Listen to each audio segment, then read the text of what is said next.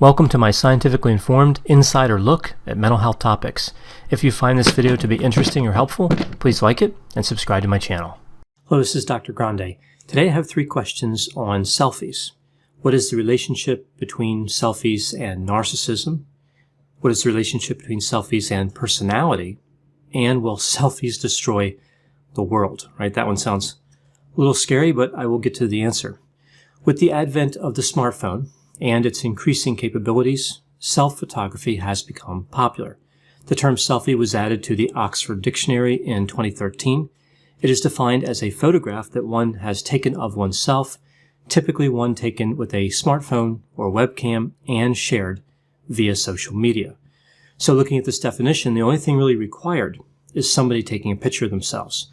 It doesn't have to be shared on social media. This distinction becomes important later on. Now, to kind of hone in on the area of narcissism, the question about narcissism. I often talk about pathological narcissism. That would be like narcissistic personality disorder or a level of narcissism that interferes with functioning. But there is also a subclinical narcissism, which is far more common. This is the narcissism we see every day in many people. Some of this type of narcissism is adaptive, and some of it is maladaptive. Here what I'm really talking about is the whole range of narcissism, the continuum from one end to the other, from mild narcissism to extreme narcissism, mostly focusing on grandiose narcissism as opposed to vulnerable, but I will talk about vulnerable a little bit. There are a number of ways that researchers study narcissism. A popular method is to use the Narcissistic Personality Inventory. This divides narcissism into 3 facets: leadership authority. I'll just refer to this as leadership. This is a desire for power. Somebody is driven if they have this. It's usually not pathological, but it certainly can be. The next facet is grandiose exhibitionism. I'll just call this grandiose. It's characterized by vanity, a sense of superiority, and self-love. The last facet is exploitative entitlement. I'll just call this entitlement. We see, of course, here a sense of entitlement and a willingness to manipulate other people. Typically, this is considered the most maladaptive and much more likely to be pathological. In general, narcissism tends to be more common in men than in women, and it tends to decrease with age somewhat. Given the characteristics of narcissism, it's not surprising to see that it has been connected with selfie taking. This is an area where some people have done research. Interestingly, we see a lot of mixed findings, not only on selfie taking and narcissism, but also with selfie taking related to gender and related to age. I'll be relying mostly on a study that really tried to overcome a lot of methodological problems with examining the relationship. This study focused on emerging adults, age 17 to 29, with an average age of 20.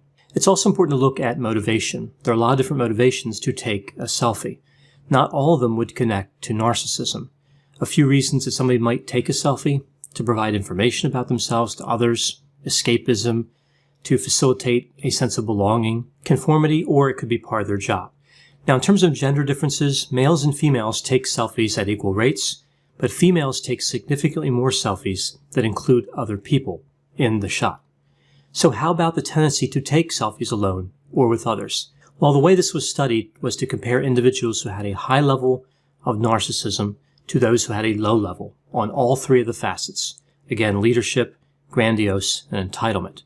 So the results here are interesting because it's different based on facet. I'm really going to focus on just one facet that really stood out. The grandiose exhibitionism facet really had different results than the other 2. Women scoring high in this facet took the same number of selfies with others as women scoring low, but twice as many selfies alone as women who scored low. Men scoring high in this facet took more selfies with others and almost 4 times as many selfies alone. It would appear that grandiose exhibitionism type narcissism is associated with taking more selfies alone.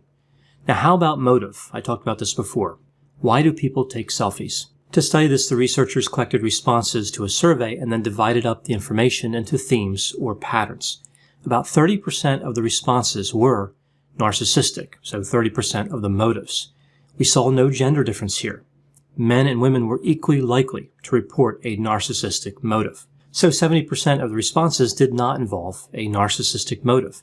Some of the non-narcissistic motives included sharing a connection, boosting self-esteem, documenting memories, and conforming. I touched on that earlier. From other studies, we see another popular motive model for selfies includes attention-seeking, communication, archiving, and entertainment as 4 main motives. Some research shows that communication is the most common reason people post selfies, with attention-seeking being the next most common. The communication motive is not considered to be narcissistic. Only the attention-seeking motive would have some connection to narcissism.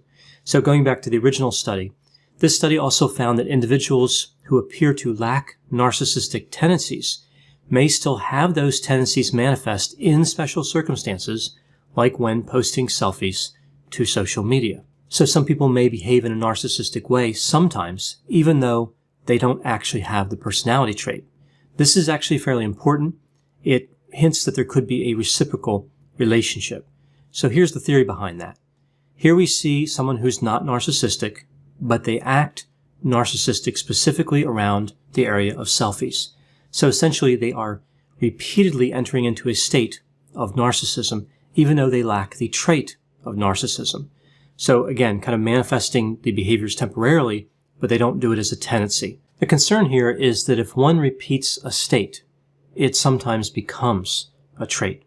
Just like if somebody's angry repeatedly over the course of several months, they could become trait angry. So we know that narcissism may predict taking selfies, but it also may be the case that taking selfies could predict narcissism.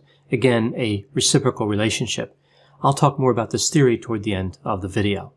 So now looking at some other areas of personality. So here I'm moving on to other studies that examine these topics. Now I mentioned narcissism runs on a continuum. At the extreme of grandiose narcissism, that's where we see narcissistic personality disorder. There are 10 personality disorders. The only other personality disorder associated with selfie taking is histrionic, but it only has this association when it's present in males, not females. Now, vulnerable narcissism is kind of interesting. It's a little bit like borderline personality disorder. We see with vulnerable narcissists, they tend to take a number of selfies, but they don't really share them at the same rate. Now, that's more from my clinical experience and not something found in the research literature. I mentioned earlier how a selfie just requires somebody actually taking the picture of themselves, and sharing it is not technically required. So that's why this is important to understand vulnerable narcissism. Somebody could be taking a lot of selfies, but not really work up the nerve, the courage, to put them out into a public environment, or even among a large number of people. Vulnerable narcissism is highly connected to shame and insecurity, and later on we're going to see some results with the 5-factor model that shows the connection to neuroticism, which really supports this idea that vulnerable narcissists take pictures but don't necessarily share them. So what is the personality profile associated with selfie taking? So using the 5-factor model, we see there are 5 big traits. I remember them through the acronym OCEAN: openness to experience, conscientiousness, extroversion, agreeableness, and neuroticism. So we can really look at this 2 ways. We can look at selfie posting and selfie editing. It's a separate area that's studied, but really both of these constructs have the same personality profile. We see no association with openness to experience.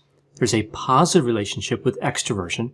So if somebody's highly extroverted, they're more likely to post selfies and to edit selfies before posting them. With conscientiousness, we don't really see any relationship, and we see a positive relationship with agreeableness. Now, neuroticism, we see a negative relationship. So somebody who's highly neurotic would be less likely to post selfies or to edit selfies. So what about motive? I talked before about how the most common motive was communication, with attention-seeking coming in second. This is overall, but it's different based on which personality trait you're talking about. So again, going through the 5 factors, we see no relationship with openness. High extroversion is associated with posting selfies for the purpose of seeking attention.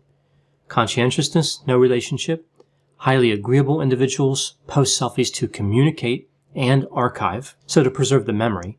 Highly neurotic people tend to avoid selfie posting altogether. So what are my thoughts overall about selfies and narcissism?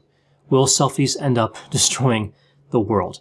This question comes about, I think, because of this idea that selfies could increase narcissism, the idea I talked about before, that theory. So rather than just being an indication of narcissism, selfie-taking may cause it. I'm not really convinced by this argument. Clearly, there is a relationship between selfies and narcissism, but the main motive, in my opinion, is really communication. I think it's also about quantity. Many people take selfies regularly. It's really a matter of how many somebody's taking. So if somebody's taking 3 or 4 times as many selfies as other people, and their motivation is primarily narcissistic in nature, that's not a great sign. That behavior could be reinforcing narcissism. But if somebody takes a reasonable number of selfies to communicate, to capture memories, and to entertain themselves, I don't really see a big problem with that from a mental health or a personality perspective. So will selfies end up destroying the world? Well, I can appreciate the fear about narcissism growing. Narcissism is so dangerous that even if we find something that contributes to it a little bit, we need to be sensitive to that threat. So it makes sense to keep an eye on selfie-taking behavior. It may be a sign of narcissism in some cases, but in most cases, it's really not. Only the grandiose exhibitionism facet is really connected in any meaningful way to selfie-taking.